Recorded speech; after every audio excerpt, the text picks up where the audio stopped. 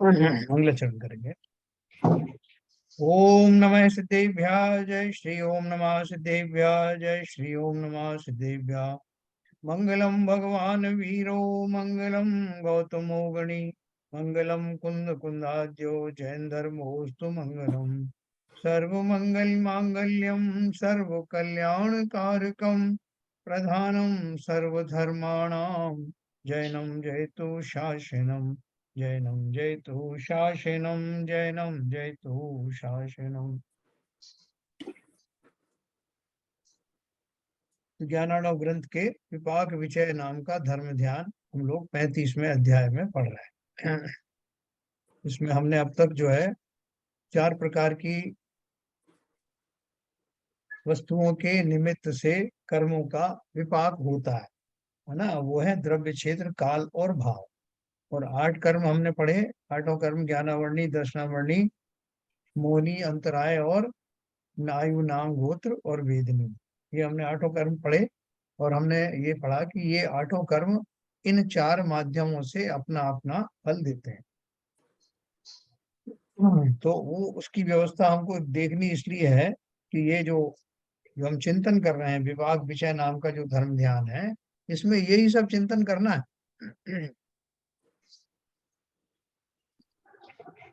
चिंतन यही करना है कि ये किस किस तरह से द्रव्य, क्षेत्र, काल और भाव के अनुसार फल मिलता है। ये जानने से क्या होगा? ये जानने से हम जो कुछ भी देख रहे हैं जीवन में, वैसा हमें दिखता हुआ दिखाई देगा। कहाँ ऐसा ही होता है? कभी कोई कर्म किसी क्षेत्र विशेष में आके फल देते हैं, या वो क्षेत्र विशेष जो है मेरे कर्म उदय का कारण बन जाता है। अर्थात मेरी जो सजा है वो क्षेत्र से क्षेत्रांतर होने की भी सजा हो जाती है। किसी का ट्रांसफर कर दिया, ऐसी जगह कर दिया कि जो उसके लिए सब तरह से प्रतिकूल है, तो क्षेत्र से क्षेत्रांतर होना ही उस कष्ट का, उस वो जो कर्म में मुझे उदय दे में आने वाला था, उसके रूप में एक सजा ये भी है, क्षेत्र से क्षेत्रांतर होना। या द्रव्य का, जिस द्रव्य के द्वारा मैं अभी तक जो है प्रताड़ित नहीं हो रहा था, वही द्रव्य जो है मेरे लिए दुखद बन जाए। जैसे मैंने बड़ा सोच समझ करके एक बंदूक लेके आया था जिससे मेरी रक्षा होगी, और कोई मेरे घर में घुसा और उसी बंदूक का प्रयोग मेरे ऊपर कर दिया, तो द्रव्य के माध्यम से मुझे सजा मिलनी थी, तो द्रव्य के माध्यम से मिली। इस तरह से काल के माध्यम से, कि मैं अच्छा सोच करके गया था वहां पर, और इतनी ज्यादा वहां पे मैं तो बर्फबारी देखने गया था थोड़ी सी, लेकिन इतनी बर्फबारी हुई कि मेरी गाड़ी सहित इवन मैं भी मरते मरते बचा। तो वो काल का प्रकोप मुझे देखने को मिला। और भाव, मैं जिस आशय से कहीं गया था, जिन भावों के साथ गया था, उन भावों के विपरीत मेरी दशा वहां हो गई। उन भावों के कारण मैंने अपना सारा ही समय दुख पूर्वक व्यतीत किया। ऐसे जब कोई सजा मुझे मिलती है, किसी तरह से कर्मोदय में आता है, तो इन 4 माध्यमों से आता है। और कर्म 8 है अपन ने पढ़े। इनका चिंतन भली भांति करना, और इस प्रयोगशाला में अपने ऊपर होने वाले प्रयोगों को देखना कि जिनेंद्र देव ने बताया क्या ऐसा ही मुझे भी प्रतीत होता है। ऐसा चिंतन करना। ये चिंतन करने से मुझे उसकी राह भी मिलेगी, और मेरा समय दूसरों के बुरा भला करने में नहीं जाएगा। अपने ऊपर ही ऑब्जर्वेशन करूंगा, तो कषायों में मंदता होगी, जिनेंद्र देव की वाणी का विश्वास बढ़ेगा, और संसार से निकलने का मेरा उत्साह दुगना हो जाएगा। तो इनमें ये सब रहस्य छिपा हुआ है, ये खाली कोरी जानकारी के लिए नहीं है, बल्कि ये मुझे इस रास्ते से, इस मार्ग से निकलने में, संसार से निकलने के लिए ये एक बहुत अच्छा साधन है। तो देखिए, अपन ने कल जो 8 कर्म पढ़े थे, 8 कर्म में से हमने आयु तक का पढ़ा था, गोत्र और अंतराय भी थोड़ा सा पढ़ा था। तो आज अपन इसका समापन करेंगे। इसमें जो निर्जरा आदि कैसे होती है वो पढ़ करके अपन अगला वाला पढ़ेंगे, संस्थान विषय। तो मैं आपको शेयर करता हूँ।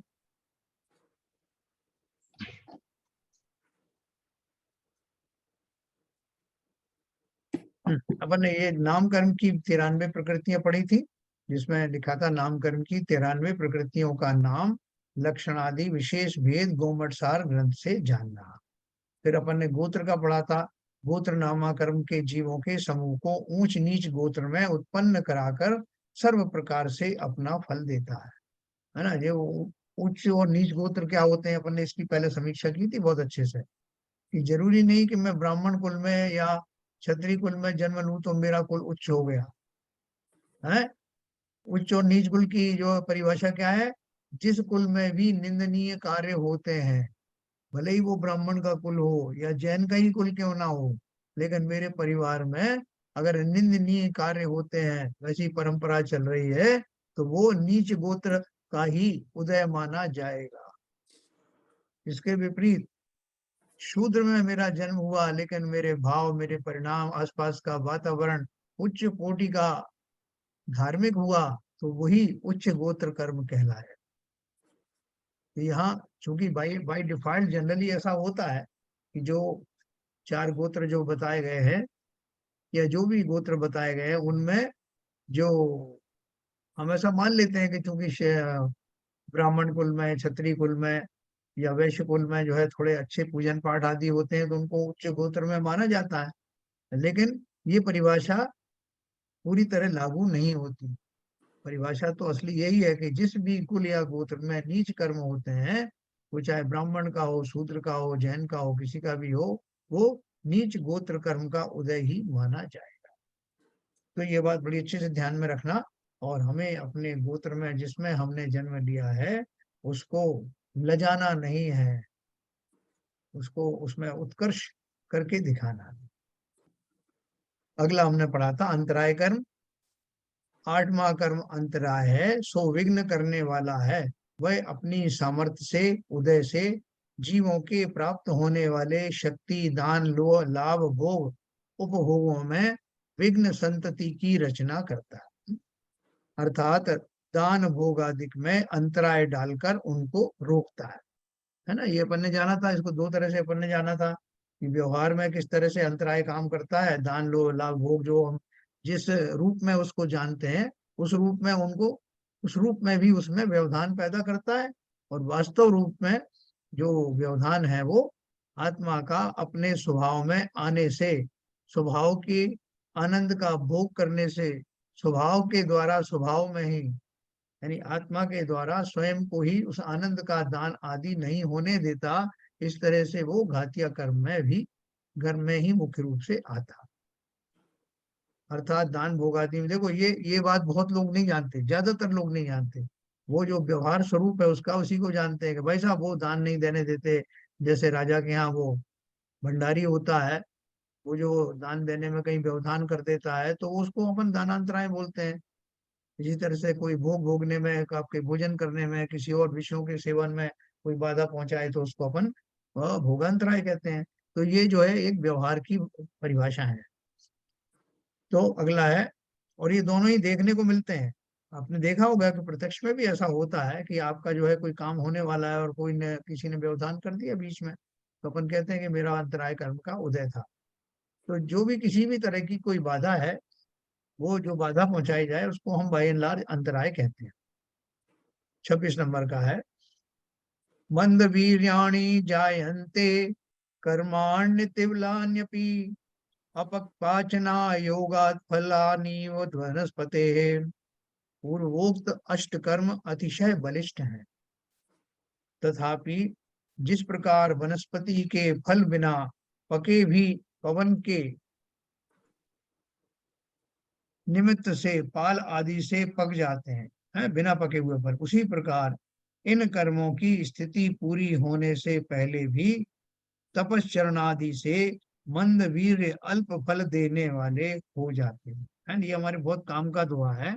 ये क्या बोल रहे हैं, ये आठों कर्म ही बहुत बलवान है, लेकिन जिस प्रकार वनस्पति के फल बिना पके भी पवन के यानी पाल आदि से पक जाते हैं, है ना। आम है, भी एक अच्छी खासी कैरी दिखाई दे रही है, लेकिन मुझे उनको पकाना है, जल्दी मुझे खाना है, तो उसकी व्यवस्था हो जाती है, अपन पाक में उसमें पाल में पका लेते हैं। उसी प्रकार इन कर्मों की स्थिति पूरी होने से पहले भी तपश्चरण आदि से मंद वीर्य हो जाते हैं। मेरा कोई कर्म सत्ता में पड़ा हुआ है ना, और अभी उदय में नहीं आया, तो उदय में आने से पहले ही मैं उनका उचित इंतजाम कर सकता हूँ, है ना। जैसे कोई मान लो कोई शत्रु मेरा तैयार होके बैठ गया, वो बदला लेना चाहता है, मुझे मालूम पड़ गया, तो उस बद के बदला लेने से पहले ही मैंने उसको अप्रोच किया और उसको समझाया बुझाया, उसको सारी बात समझ में आ गई, उसने शत्रुता छोड़ दी, मित्र बन गया। लेकिन कैसे? कि उसका द्वारा कार्य अंजाम में आने से पहले ही व्यवस्था करनी पड़ेगी। तो इसलिए जो कर्म अभी उदय में नहीं आए हैं, भली प्रकार से मेरे पुरुषार्थ के द्वारा उनको निर्बल या बल रहित या कम बल वाला कर किया जा सकता है, कर्मों में संक्रमण आदि किया जा सकता है।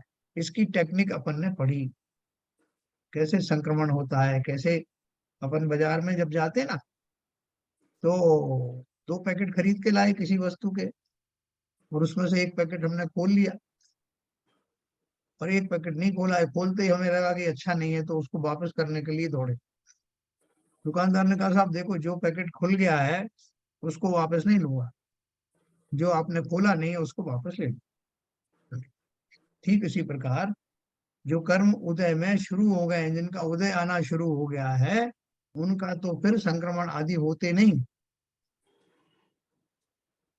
किंचित उसमें परिवर्तन थोड़ा बहुत होता है इंटेंसिटी में, लेकिन मेजर परिवर्तन किसमें होता है? जो अभी उदय में नहीं आया, उसके पहले ही आपने ऐसे उपाय कर दिए कि वो यहाँ तक कि पाप प्रकृतियां बदल करके पुण्य प्रकृतियां हो सकती, और उल्टा भी हो सकता है कि अच्छा खासा पुण्य बंधा हुआ था, लेकिन मैंने कुछ इष्टाओं के द्वारा ऐसे भाव किए कि जैसे मुझे कोई धन की प्राप्ति हुई या कोई बल आदि, कोई शस्त्र आदि मिले, और मैंने ये सोचा कि ये अच्छा मिल गया, अब इनसे मैं शत्रुओं का नाश करूंगा, अब उनको, जिन्होंने मुझे बहुत सताया उनको एक एक को देख लूंगा।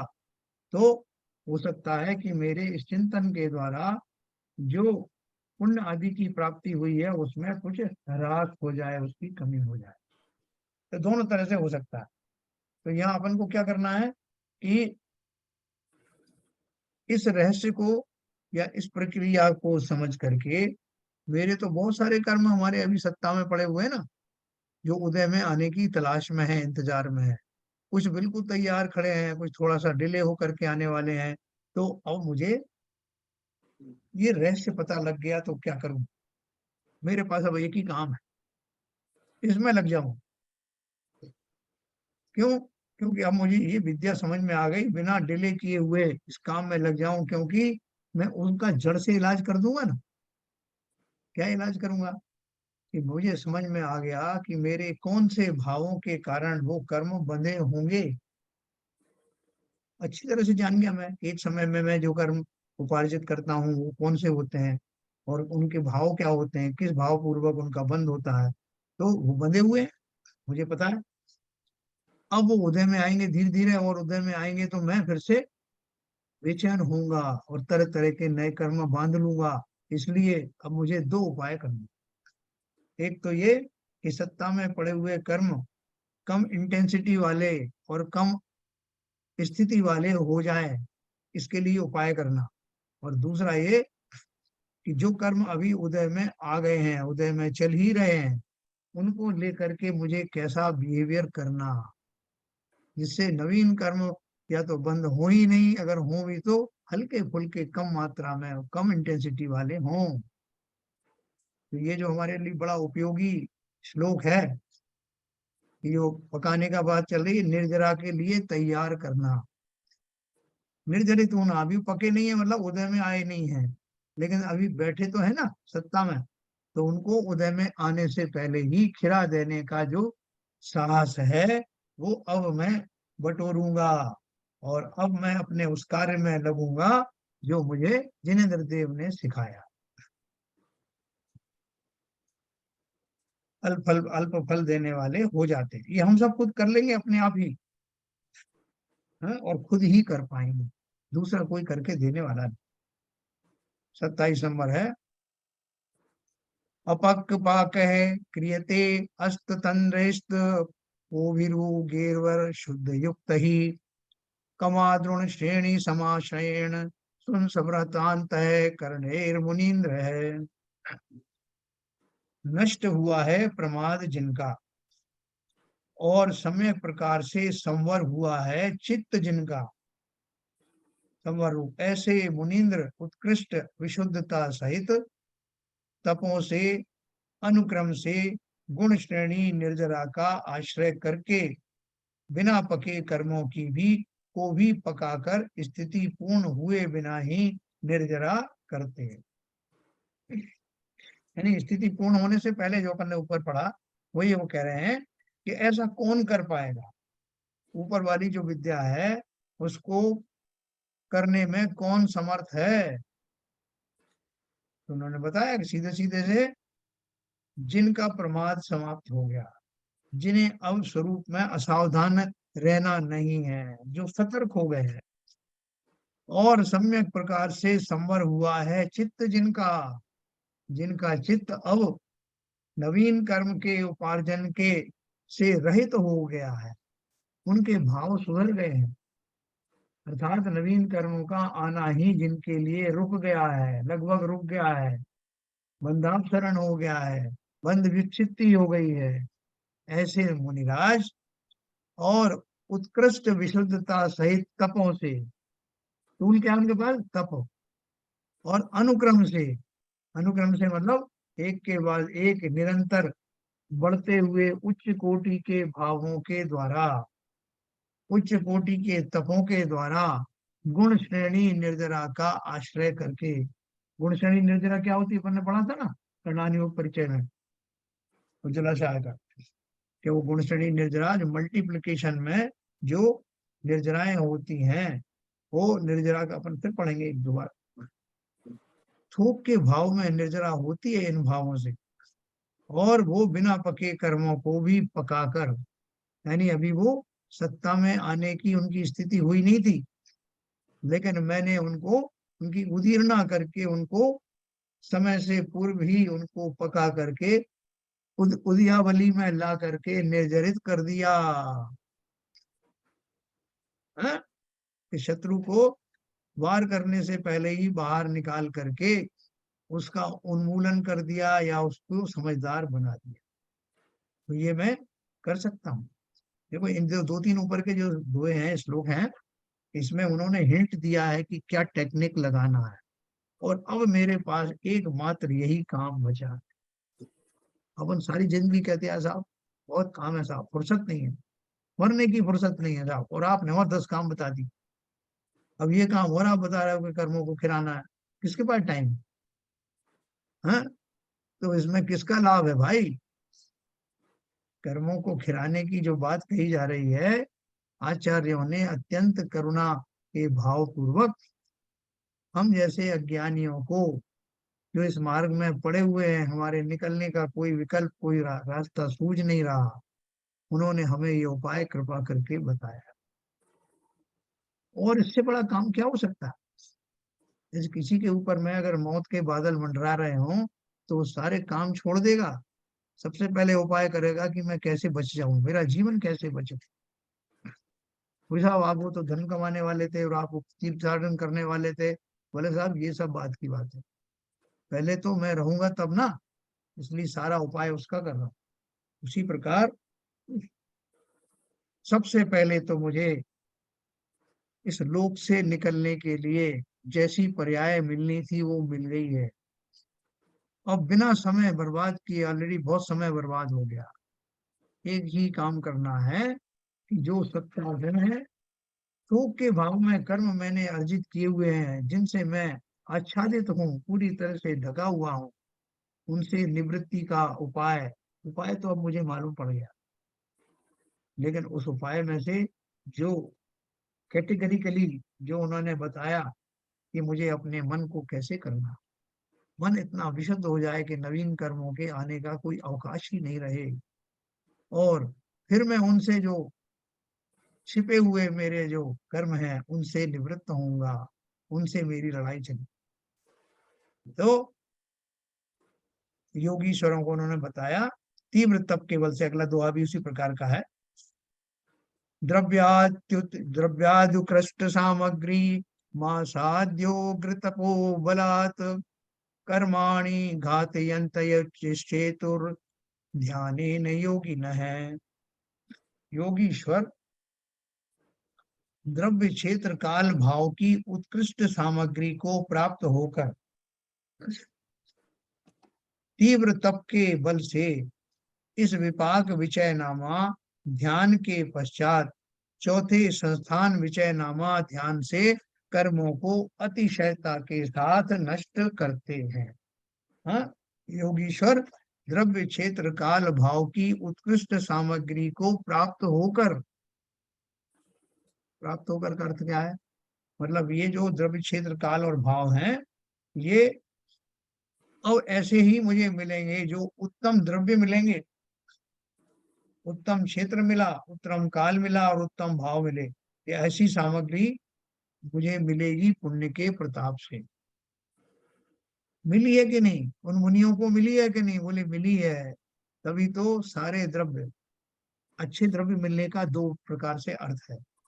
एक तो वो एब्सोल्यूट टर्म्स में अच्छे हों, जैसा कि अपन ने कहा कि चंद्रमा है, महल है, अटारी है, सुंदर वातावरण है, क्षेत्र के हिसाब से, द्रव्य के हिसाब से ये उत्कृष्ट भाव, उत्कृष्ट चीजें हो या ना हो, लेकिन मेरा मन अब इतना मनोरम हो गया कि उन विषमताओं में भी मुझे समता दिखाई देने लग गई। वो जो खोटे द्रव्य थे, वो द्रव्य भी मुझे सुहाने ही लगने लगे। अपन ने वो पढ़ा ना, जो 64 रिद्धि वाला जो अपन ने पढ़ा, उसमें लिखा कि उनके भगवान के, मुनिराज के हाथ में रूखा सूखा आहार भी दे दो तो उन रिद्धियों के प्रभाव से वो अमृत तुल्य बन जाता है। तब का प्रभाव है ना। उसी प्रकार से जिन ज्ञानियों की हम बात कर रहे हैं, उनको या तो सातिशय पुण्य के उदय से ऐसी उत्कृष्ट सामग्री स्वतः ही प्राप्त हो जाती है, द्रव्य क्षेत्र काल भाव वाली, और अगर ना भी हो तो उनका चूंकि मोह अवगलित हो गया है, काफी कुछ चला गया है, इसलिए वो जैसी भी सामग्री आती है उनको वह सुंदर ही दिखाई देती है, भली ही दिखाई देती है।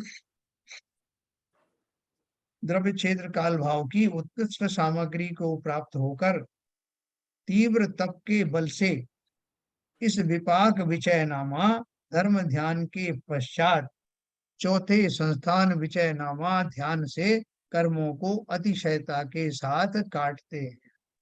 हाँ? चौथा वाला धर्म ध्यान जो है वो आएगा, अभी मैं आपको बताऊंगा, और उन धर्म ध्यानों की चारों की सीक्वेंस बताऊंगा कि वो सीक्वेंस में क्यों है।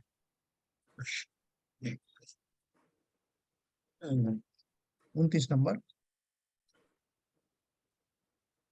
विलीना शेष कर्माणि स्फुरन्तमति निर्मलम स्वं ततः पुरुषाकारम स्वाग्रगर्भगतम स्मरेत स्वादगर्भगतम स्मरेत।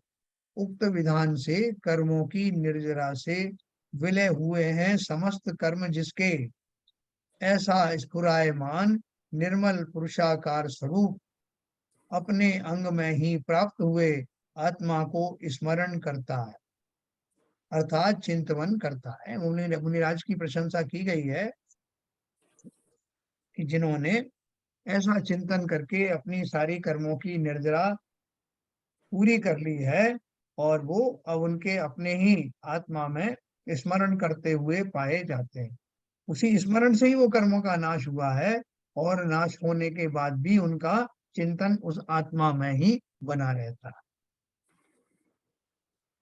देखिए हमारा एक और रह गया, उसके बाद में ये समाप्त होगा। इत्थं कर्म कटु प्रपाक कलिता संसार घोराणवे जीवा दुर्गति 30 नंबर रह गया है। साहब, 30 नंबर रह गया। 30 नंबर रह गया, ओके। इति विविध विकल्पम कर्म चित्र स्वरूपम प्रति समय मुदीर्णम जन्म वर्त्यंग भाजाम स्थिर चर विषयाणाम भावयन्न तंद्रो दहति दुरित कक्षम संयमी शांत मोह। पूर्वोक्त प्रकार अनेक हैं भेद, जिसमें ऐसे कर्म का स्वरूप संसार में वर्तने वाले प्राणी स्थावर तरसों के समय समय प्रति उदय रूप हैं। उसको शांत मोह संयमी मुनि प्रमाद रहित होकर विचारता हुआ पाप रूपी वन को दग्ध करता है ना। उन्होंने इसका कंक्लूड किया कि पूर्वोक्त प्रकार अनेक हैं भेद जिसमें ऐसे कर्म का स्वरूप संसार में वर्तने वाले प्राणी स्थावर त्रसों के समय समय प्रति उदय रूप है। जो कर्मों का जो भेद ऊपर बताया है वो सारा भेद किन किन को वो कर्म जो है वो उनके ऊपर लागू होते हैं, उनको उनको कष्ट देते हैं। बोलते हैं संसार का कोई भी प्राणी बचा नहीं है, चाहे त्रस हो या स्थावर हो, सभी को इन कर्मों का सामना करना पड़ता है। और उनको शांत मोह संयमी मुनि प्रमाद रहित होकर विचारता हुआ पाप रूपी वन को दग्ध कर। अपन बोलते हैं कि मुनिराज सारे टाइम क्या करते हैं,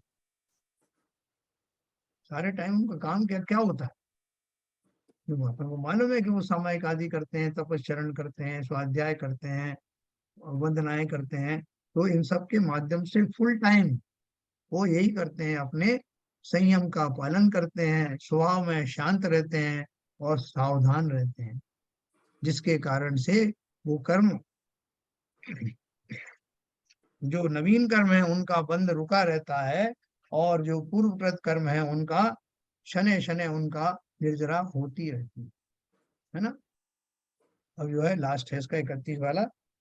इत्थम कर्म कटु प्रपाक कलिता संसारे घोरार्णवे जीवा दुर्गति दुख वाणव शिखा संतान संतापिता मृत्युत्पत्तिम हो मृजाल निचिता मिथ्यात्ववातेरिता क्लिश्यन्ते तदिदं स्मरन्तु नियतं धन्या स्वसेदयार्थिनः। इस प्रकार भयानक संसार रूप समुद्र में जो जीव हैं वे ज्ञानावरणादिक कर्मों के कटुपाक से संयुक्त हैं। वे दुर्गति के दुख रूपी बड़वा नल की ज्वाला के संतान से संतापित हैं। बड़वा नल किसे कहते हैं? भक्तामर जी में भी आता बड़वान। वो ज्वाला ही है अगली, बहुत मतलब भयंकर ज्वाला। हाँ, कहाँ होती है वो? हाँ ज्वाला जल समुद्र के वो बीच में। वो संसार में लगती है ना वो वन में जो लगती है आग, वन की आग को बड़वा नल कहते हैं। वन की आग है वन या में लगी समुद्र हुई के आग को बीच में? बड़वा नल कहते हैं। वन के बीच होती है, समुद्र के बीचों बीच एक जगह होती है, वहां भी अग्नि लगती है, बड़वाना। ठीक है, वो आप देख लेना अच्छे से। एनीवे जो भी है, यहाँ कहने का अर्थ क्या है? वे दुर्गति के दुख रूपी बड़वा नल की ज्वाला के संतान से संतापित हैं। कौन संतापित हैं? संसार के समस्त जीव तथा मरण जन्म रूपी बड़ी लहर के समूह से परिपूर्ण भरे हैं। है ना, ये लहरों का जो प्रकरण आ रहा है, तो वो बड़वानल कौन सी है? समुद्र में बीच में कई जगहों पर आग लग जाती है। आप सोचो कि पानी के बीच में कैसे आग लगती है, तो वो उसका अब पढ़ना उसमें मिलेगा आपको स्वरूप। तो मरण जन्म रूपी बड़ी लहर के समूह से परिपूर्ण भरे हैं। जन्म मरण जो है इतना ज्यादा दुख करने वाला है, हमको पता नहीं चलता। आदिनाथ भगवान की जो पूजन की जयमाला है ना, तुम्हारी दीन तणी सुन बीनती, उसमें उन्होंने कवि ने कोशिश की है उस जन्म मरण के दुख का वर्णन करने का। बहुत बड़ा दुख है, हमको मालूम नहीं पड़ता। जब जन्म हुआ था हम बहुत अबोध थे, हमें पता ही नहीं क्या क्या हम दुख सह करके आए। लेकिन मरण का दुख तो हम प्रत्यक्ष देखते हैं। वो जो जीव मरते हैं हमारे सामने, कैसे आर्त ध्यान से, कैसे दयनीय भाव से मरते हुए दिखाई देते हैं। विरले ही ऐसे होते हैं जो बहादुरी से जाते हैं। तो इसलिए उन्होंने क्या बोला? मिथ्यात्व रूप पवन के प्रेरे हुए क्लेश भोगते हैं। सो जो धन्य पुरुष हैं वे अपनी मुक्ति की सिद्धि के लिए इस विपाक विचय ध्यान को स्मरण करें। देखो तरह तरह से हमको समझाया है कि इस तरह का ध्यान धारण कौन कर सकता है, किसको करना चाहिए, किसके करने से होता है और इसको करने वालों का स्वरूप कैसा हो, कौन इसका ध्यान कर सकता है, ये सारी चीजें अपन ने पढ़ी। हाँ, इस प्रकार विपाक विषय ध्यान का वर्णन किया। इसका संक्षेप यह है कि ज्ञानावरणादि कर्म जीवों को अपने तथा पर के निरंतर उदय में आते हैं, तो यह विपाक है। विपाक का अर्थ क्या है? उनका खिरना, उदय आना, ये विपाक है। इसको चिंतवन करने से परिणाम विशुद्ध हो जाने पर कर्मों के नाश करने का उपाय करे, तब मुक्त अवश्य ही हो जाता है। हैं? आपको एक नाव दे दी गई है और उसमें चलाने के लिए चप्पू भी दे दिया गया है, और हमसे कहा गया भैया ये लुटेरे आने वाले हैं, आप नदी के किनारे पर हो, ये आपको ये दे दिया गया नाव, चप्पू, इस नदी के सहारे से आप निकल जाओ नाव खेते हुए, वरना अभी सब लुटेरे आएंगे आपका प्राणांत कर देंगे। तो अपन चारों तरफ का जो है जायजा लेते हैं और देखा दूर से ही कुलाल सुनाई सुनाई दे रहा है शत्रुओं का, तो हम प्रसन्न हो जाते हैं कि चलो मेरे हाथ में ये चप्पू आ गया, नाव आ गई, और अब इसको लेकर के मैं निकल सकता हूँ, इस पूरी नदी को पार कर सकता हूँ। तो उन्होंने ये लिखा, ये विपाक है, इसको चिंतवन करने से। किसको चिंतवन कर किया मैंने अभी तक? कि संसार के सभी प्राणी दुखी हैं, उनके दुख का कारण उनका पूर्व उपार्जित कर्म ही है, जिनमें सबसे बड़ा कर्म है स्वयं को शरीर रूपी मानना, अपने स्वरूप का ज्ञान नहीं होना, वेद विज्ञान नहीं होना, ये सबसे बड़ा अपराध है। और इसी अपराध के बल पर, इसी के कारण से, इसी चिंतन या विश्वास के कारण कि मैं शरीर ही हूँ, मुझसे अपराध होते रहते। समस्त जीव इसी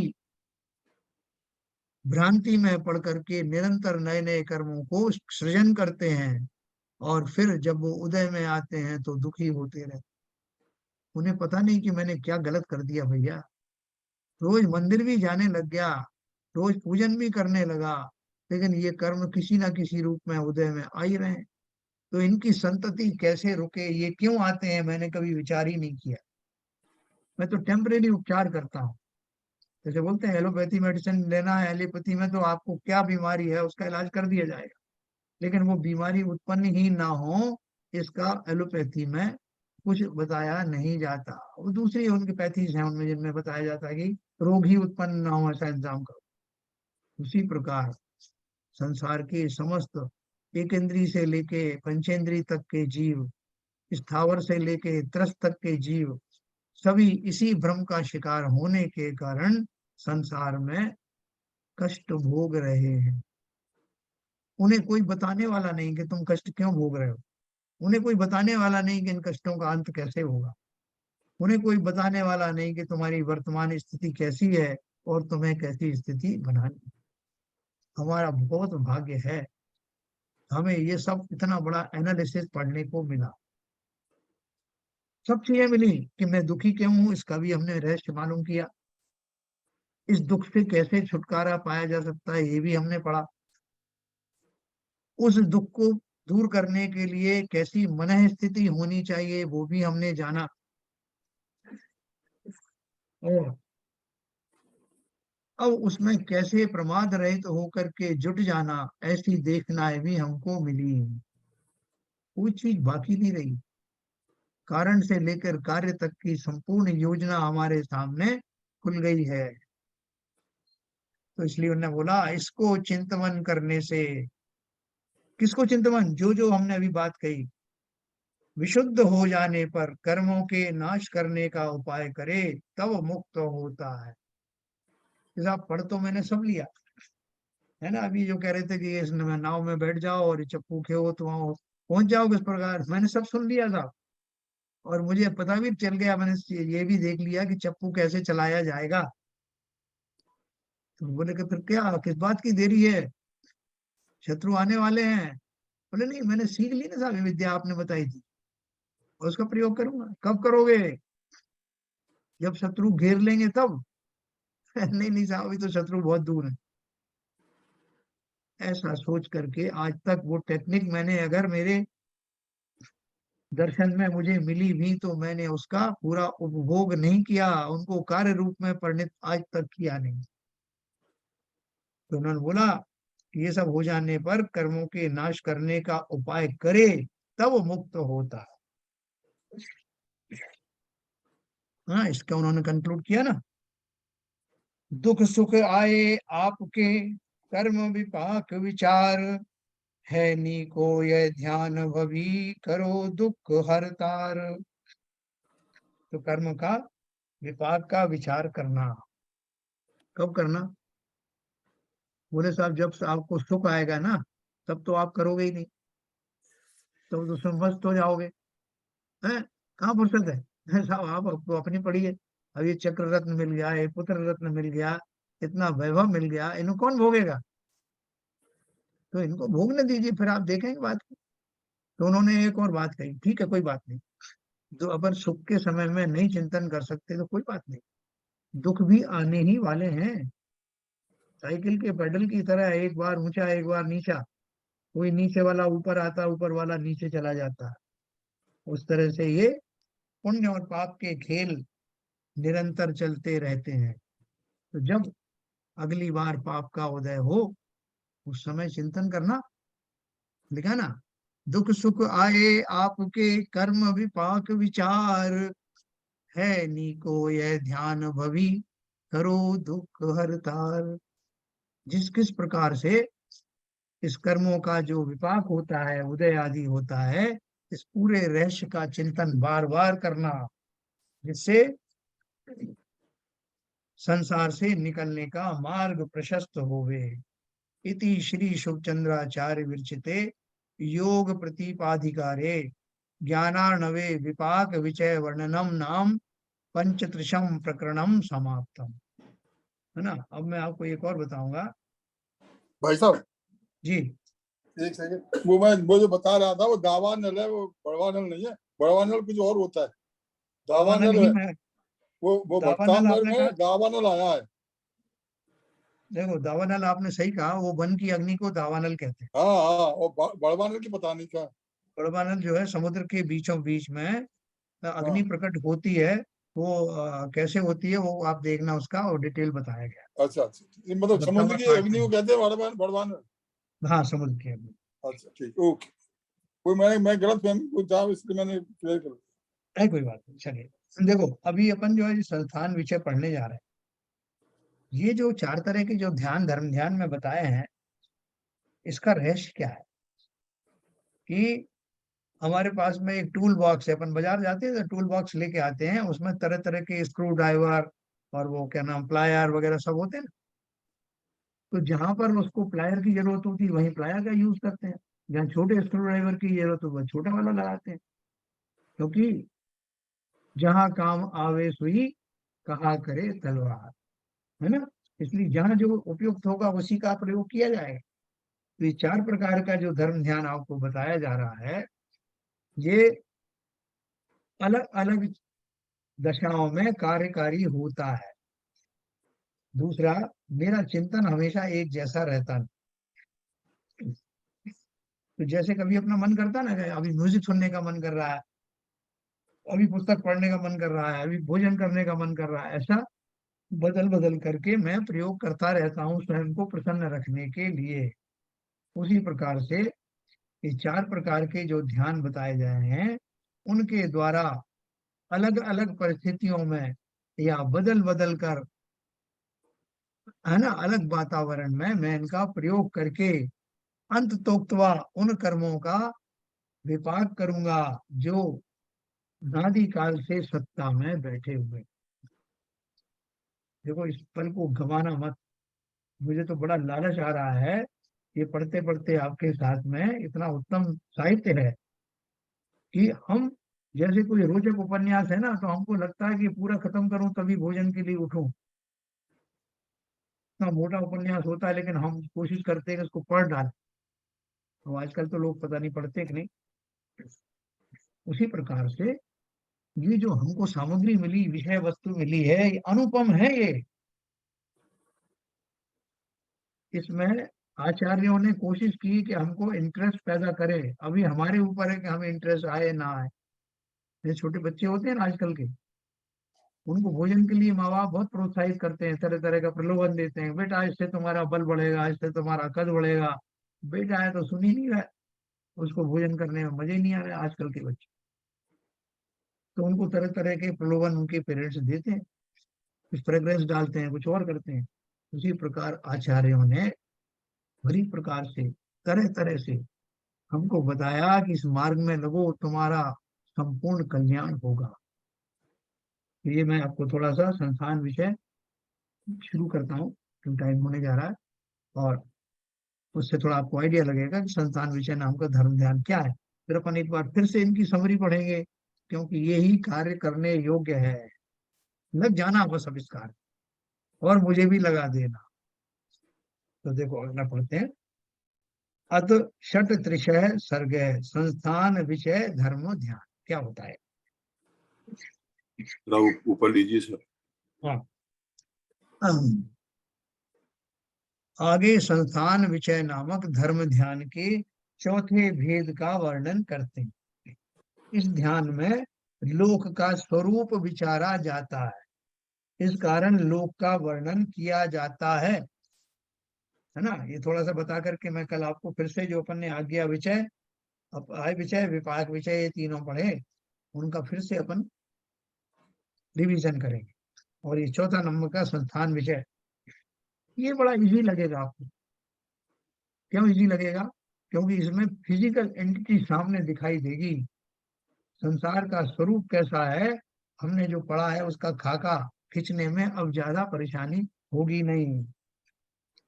संस्थान विषय नामक धर्म ध्यान के चौथे भेद का वर्णन करते हैं। इस ध्यान में लोक का स्वरूप विचारा जाता है, इस कारण लोक का वर्णन किया जाता है। अनंतानंतम आकाशम सर्वतः स्वप्रतिष्ठितम तन्मध्येयं स्थितो लोकः श्रीमत् सर्वज्ञ वर्णित है। प्रथम तो सर्व तरफ, चारों ओर अनंतानंत प्रदेश रूप आकाश है, सो वह स्वप्रतिष्ठित है, अर्थात आप ही अपने आधार पर है ना। आकाश है मतलब जो वायुमंडल है, जो चारों तरफ जो स्पेस है, वो कैसा है, किस पर टिका हुआ है आकाश? अनंत अनंत प्रदेश रूप, जिसका कोई कितने प्रदेश हैं, इसमें अनंत अनंत प्रदेश हैं, ऐसा आकाश द्रव्य जिसमें लोकाकाश अलोकाकाश दोनों शामिल हैं, वो स्वप्रतिष्ठित है, अर्थात किसी के ऊपर आधारित नहीं है, स्वयं ही अपने आश्रय पर टिका हुआ है। क्योंकि उसमें उससे बड़ा अन्य कोई पदार्थ नहीं है जो उसका आधार हो, है। अभी मेरे पास में एक छोटा सा मकान है, तो मकान को टिकाने के लिए कोई और ज्यादा एरिया चाहिए ना, सरफेस एरिया जिसपे वो टिका रहे। तो इससे बड़ा सरफेस एरिया कहाँ होगा, आकाश से बड़ा कोई हो जिसपे वो टिके, इतना बड़ा और कोई है नहीं। इससे ही सिद्ध होता है कि आकाश स्वप्रतिष्ठित है? वहां नहीं है कुछ ऐसी हवा निकलती। उस आकाश के मध्य में यह लोक स्थित है, सो श्रीमद् सर्वज्ञ देव ने वर्णन किया है, इस कारण प्रमाणभूत है। तो क्या लिखा है, उस आकाश के मध्य में यह लोक स्थित है। हाँ, अपन ने देखा ना कि जो आकाश है, आकाश के अंदर में ये 20 में संस्थान है, 3 लोक की रचना। सो श्रीमद् सर्वज्ञ देव ने वर्णन किया है, इस कारण प्रमाणभूत है। कि आपको किसने बताया साहब कैसा होता है? तो सर्वज्ञ देव ने बताया, और किससे पूछें, वो स्वयं प्रमाणिक है। क्योंकि असत्य कल्पना करके अन्य किसी ने नहीं कहा, सर्वज्ञ भगवान ने प्रत्यक्ष देखकर जैसा है वैसा ही वर्णन किया है। दूसरे नंबर का है, स्थित्युत्पत्ति ही व्ययोपेत ही पदार्थेश्च चेतने तरहि संपूर्णो अनादि संसिद्ध है कर्तव्यापार वर्जित है। यह लोक द्रव्य उत्पाद और व्यय करके संयुक्त चेतन अचेतन पदार्थ से संपूर्णतया भरा हुआ है और अनादि संसिद्ध है, कर्ता के व्यापार से वर्जित है। कर्ता के व्यापार से वर्जित अर्थ क्या है, आगे लिखा है, अर्थात कोई अन्य मति इस लोक का कर्ता हर्ता ईश्वर आदि को कहते हैं तथा कच्छप व शेष नाग के ऊपर स्थित है इत्यादि बुद्धि कल्पित असत्यार्थ कल्पना करके कहते हैं, सो वैसा नहीं है। सर्वज्ञ ने जैसा कहा वैसा ही सत्य है ना। किसके ऊपर टिका हुआ है, बोले शेषनाग के ऊपर टिका है। बोले शेषनाग किस पर टिके हैं, बोले अरे उनको टिकने की क्या जरूरत है, वो तो वैसे ही लटके हुए हैं। तो जब वो लटके ही हुए हैं तो उनका सहारा लोक को कहाँ हुआ, बल्कि उन्होंने लोक का सहारा ले लिया। तो जो जैन दर्शन है उसमें इस तरह की कल्पनाएं नहीं है। दूसरे जो जैनेतर हैं उनके यहाँ इस तरह की चीज बताई है कि ये जो संसार है इसका कर्ता कोई ईश्वर है, और ये जो कछुए के ऊपर में टिका हुआ है या शेषनाग के ऊपर छुपा टिका हुआ है, ये सब झूठी कल्पना है। हाँ बस मैं एक और पढ़ूंगा, इसके बाद में अपन थोड़ा सा चर्चा करेंगे। ऊर्ध्वाधो मध्य भागेर्यो विवर्ति भुवनत्रयम् अतः स एव सूत्रैज्ञै स्त्रे लोक्याधारयिष्यते। तथा यह लोक ऊर्ध्व मध्य अधोलोक से 3 भुवनों को धारण करता है। इस कारण सूत्र के जानने वाले 3 लोक का आधार इस लोक को कहते हैं, है ना। 3 जगत है ना, 3 जगत कौन से हैं, ऊर्ध्वलोक मध्यलोक और अधोलोक।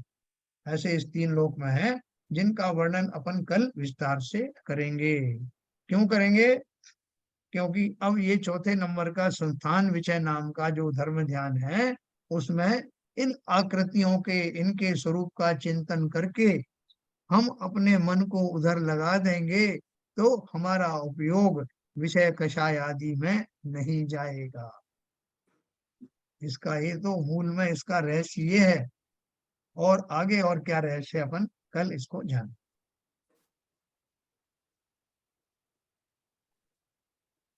ठीक है सर, तो ध्यान कुछ कुछ लग रहा है कि नहीं लग रहा।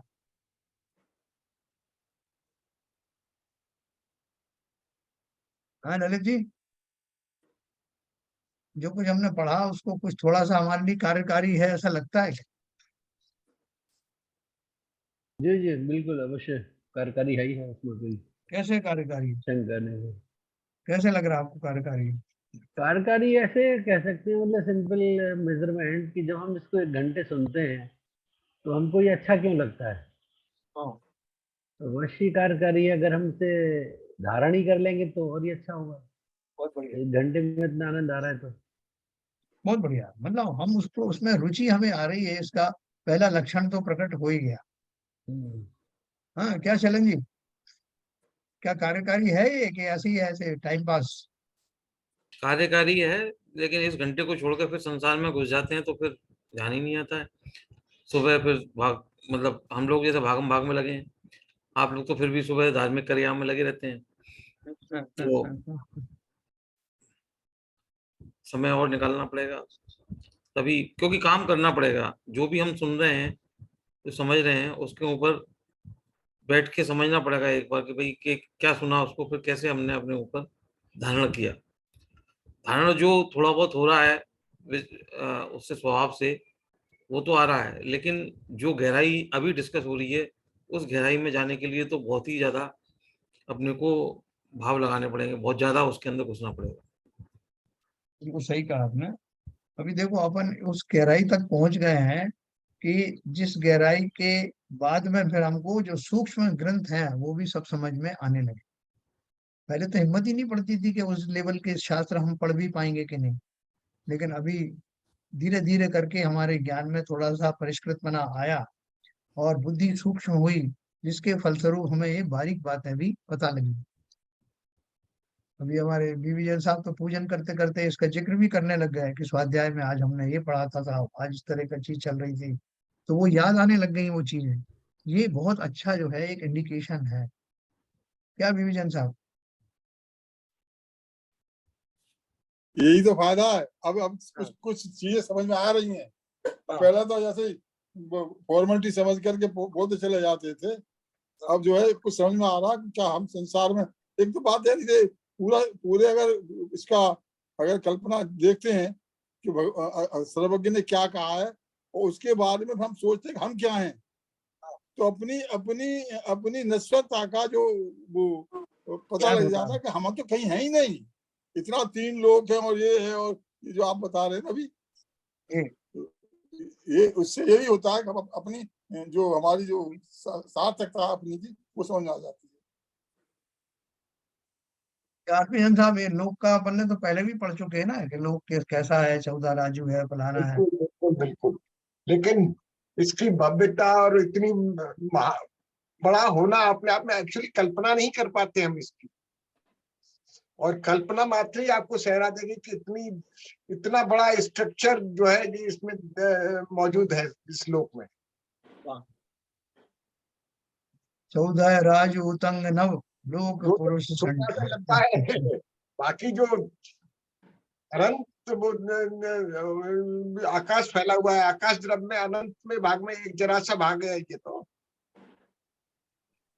और देखो कितनी बढ़िया बात है कि किसी के पास बहुत बड़ा महल हो और उसमें कोई चीज खो जाए, कोई कीमती चीज खो जाए, तो उसको बोलते हैं कि घबराओ नहीं, कहीं नहीं जाएगी, महल में ही कहीं होगी। महल के सब दरवाजे बंद कर दो और सब जगह की तलाशी लो, चीज कहीं जा नहीं सकती, यहीं होगी।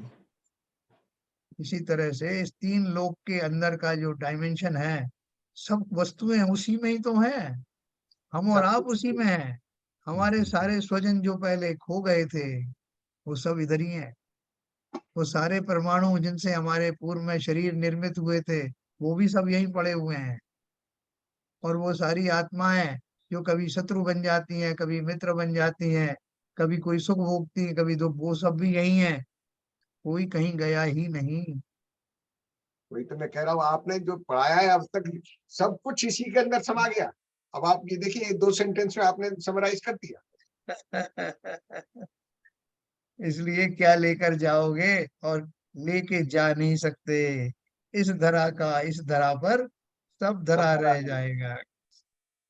जब कुछ लेके जा ही नहीं सकते, तो किसी ने कहा कि साहब आइए, आपका स्वागत है मेरे घर में, खाइए पिए मौज करिए, लेकिन यहाँ से लेके नहीं जाने दूंगा कुछ। बोले अरे साहब, हम तो शादी ब्याह में जाते हैं तो हम तो आंख बचा के 2-4 बर्फी जेब में रख लाते हैं, कि आप बोल रहे हो खाइए पिए और मत कुछ ले जाइए, ले जाते हैं हम तो। हैं, इसी तरह से हम कर्मों के समूह के रूप में लेकर साथ घूमते रहते हैं, लेकिन फिर भी संसार से बाहर जा नहीं पाते। कहाँ जाओ? इस रहस्य को का वो पर्दा आती ना पिक्चर आती थी, पोटली से उठाए एक बुड्ढे बाबा चले जा रहे हैं। हाँ हाँ हाँ, हाँ, हाँ, डंडे के ऊपर टांग के पोटली को, वो वो पोटली पोटली हम सब की। अपनी टंगी है। सही कह रहे हैं आप, वो पहले दिखती थी पोटली, अभी दिखती नहीं है। अदृश्य आंखों से देखो, वो कर्म रूपी पोटली हम सब बांधे हुए ही हैं, बोझा उठाए उसका घूम रहे हैं, पीठ कमर सब झुक गई है, कर्मों की जो बोझ है पोटली बड़ी होती जा रही।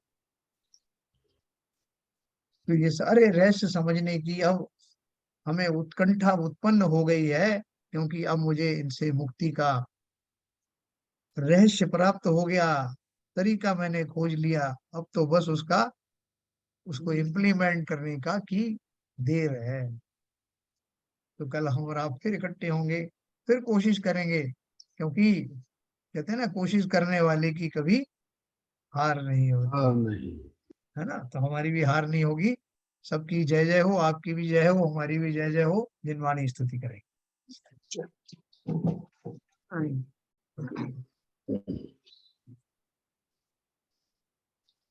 मिथ्यतम नाश वेको ज्ञान के प्रकाश वेको अपपर भास वेको भानु सी बखानी है। छह द्रव्य जान वेको बंध विधि भान वेको स्वपर पिछान वेको परम प्रमाणी है।